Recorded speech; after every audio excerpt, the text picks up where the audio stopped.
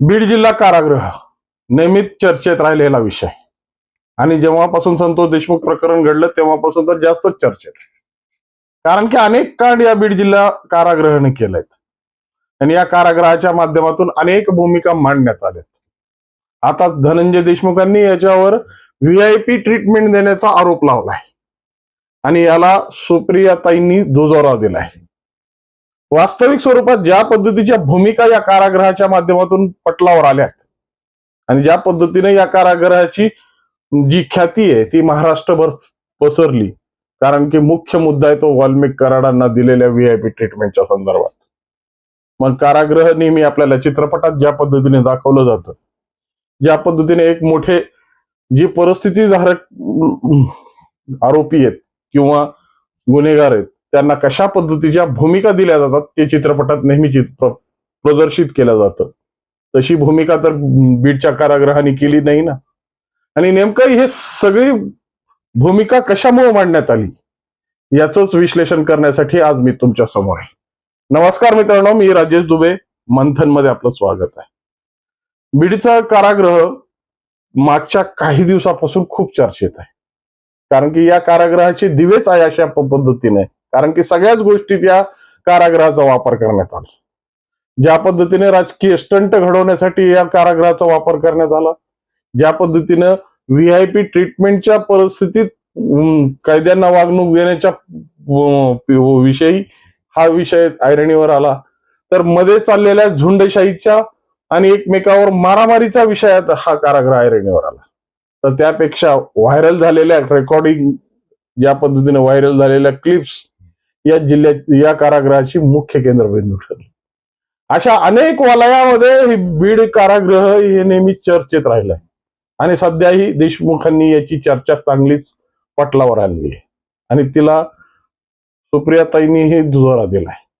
ही सगळी गोष्ट करत असताना ज्या पद्धतीनं पोलीस महासंचालकांजवळ हे सगळे भूमिका ठेवण्यात आली आणि ज्या पद्धतीने गुन्हेगारांना एक चांगल्या पद्धतीची व्हीआयपी ट्रीटमेंट देऊन अधीक्षकांच्या डोळ्यात धूळ झोकून काही कर्मचारी आपला मलिदा लाटतायत, हा आरोप आहे. मित्रांनो, हा आरोप खऱ्या अर्थानं प्रत्येक जेलमध्ये होतो. कारण की चित्रपटात आम्हाला नेहमी पाहायला मिळतं, ते कुठलंही चित्रपट आणि काही गोष्टीत ही सत्यता मांडली जाते.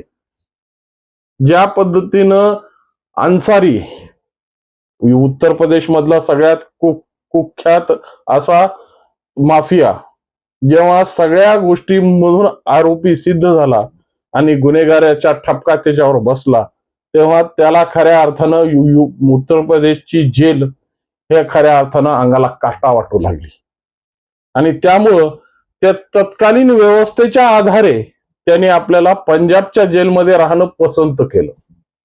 आता हा दुजाभाव, कारण की आरोपी आरोपीच आहे, गुन्हेगार गुन्हेगारच आहे आणि हा आरोपी आणि गुन्हेगार जर एक आपल्या इच्छेप्रमाणे आपली जेल निवडत असतील, आपल्या परिस्थितीनुसार जेलची विषय समोर आणले जात असतील, तर खऱ्या अर्थानं हा जेल प्रशासनावर सगळ्यात मोठा ठपका आहे.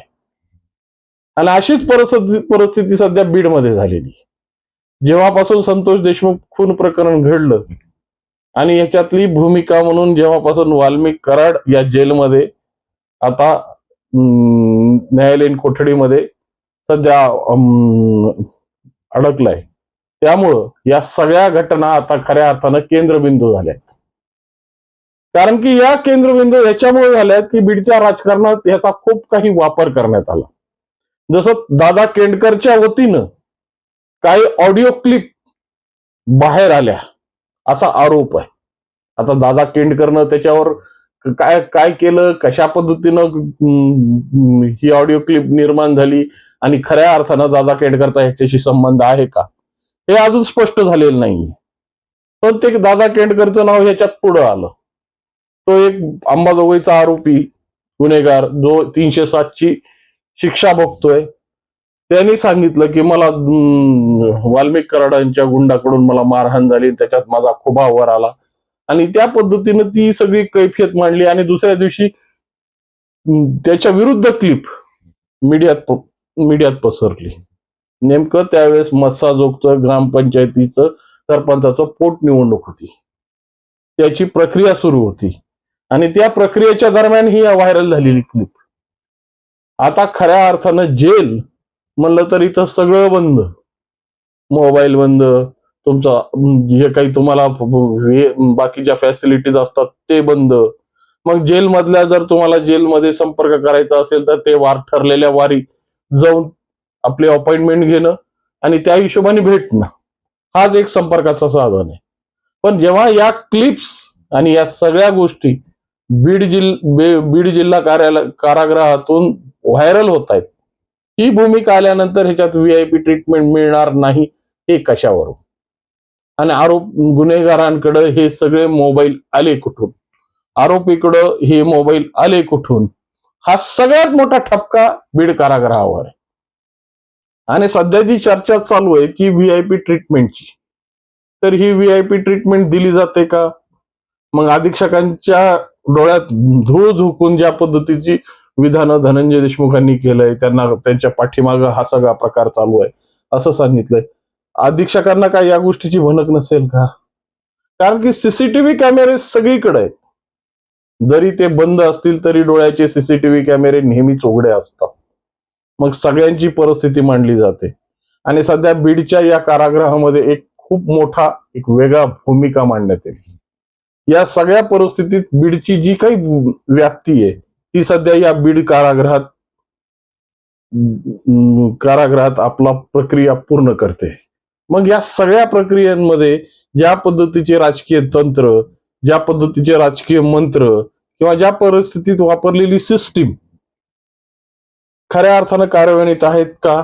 तर ही प्रश्न आता खऱ्या अर्थानं ज्या पद्धतीने जेलच्या अधीक्षकांनी हे सगळे आरोप फेटाळून लावलेत की अशा पद्धतीचं काहीही बीडच्या जेलमध्ये होत नाहीये, बीडच्या कारागृहामध्ये होत नाहीये.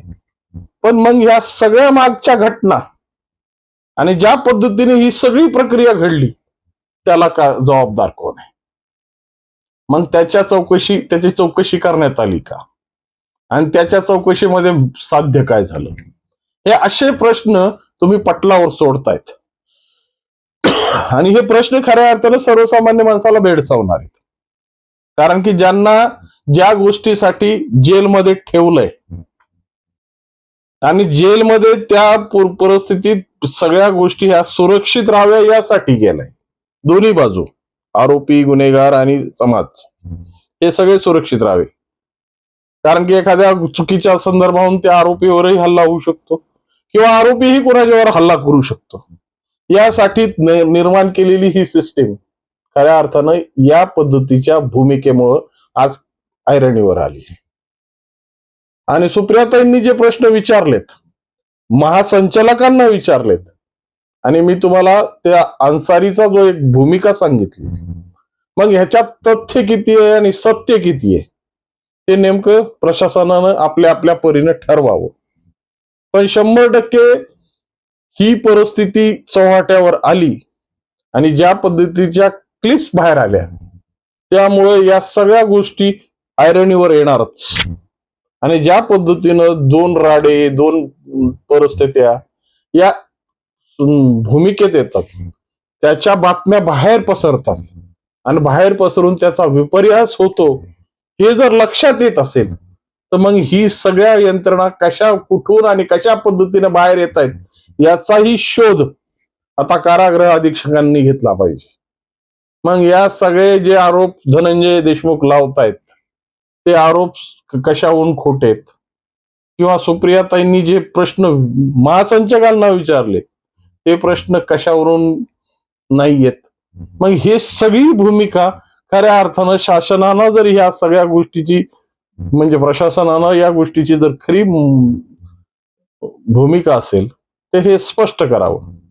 आणि ज्या पद्धतीनं या व्हायरल झालेल्या क्लिप्स कशा पद्धतीनं व्हायरल झाल्या, कशामुळे व्हायरल झाल्या आणि ह्याला कारणीभूत कोण आहे?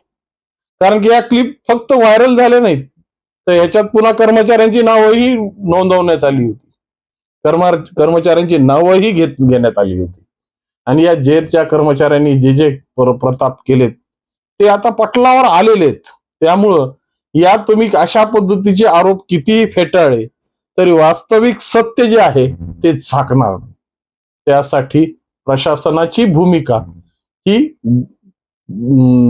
कर्तबगारीची असावी, कर्तव्यदक्षतेची असावी, तरच खऱ्या अर्थानं हे आरोप लावता येणार नाहीत. फक्त याचा खुलासा करून तुम्ही पत्र काढताल आणि पत्राच्या माध्यमातून नवी भूमिका मांडण्याचा प्रयत्न करतात.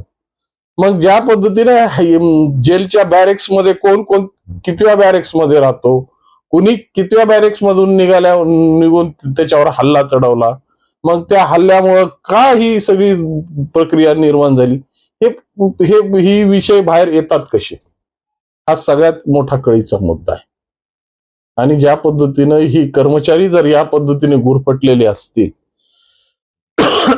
कर्मचारी अशा पद्धतीनं बेजबाबदार पद्धतीने वागत असतील आणि त्याचा परिणाम बाहेरच्या समाजावर होत असेल, समाज प्रक्रियेवर होत असेल, तर खऱ्या अर्थानं ही परिस्थिती क्षमायोग्य आहे का ते तुम्ही ठरवा.